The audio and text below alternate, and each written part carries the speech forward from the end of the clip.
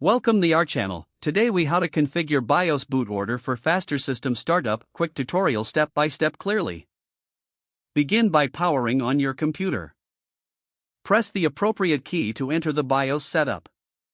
Common keys include Del, F2, or Escape, but it may vary by manufacturer. Watch for the prompt on the screen indicating which key to press.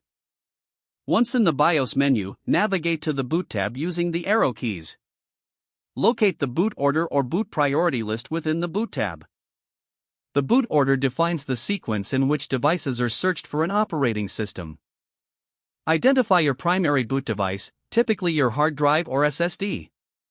Select this device and use the appropriate key to move it to the top of the list.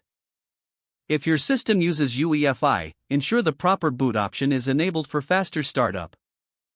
If you have a USB drive or CD/DVD you want to prioritize, adjust its position as needed. Double-check that your desired boot option is set as the first device in the boot order. Once satisfied with the changes, look for the option to save and exit. Confirm any prompts to save your settings.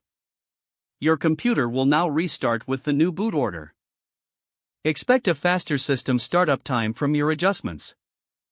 If the page does not load, refresh the browser or try again in a private or incognito window. Make sure you are using the correct email address, then retype it carefully to avoid small typos. If your password is not accepted, use the reset option and create a new strong password you can remember. Check your spam folder for verification or security emails, then complete any requested confirmation steps. Enable two-factor authentication if available to improve account security and reduce unauthorized access risk.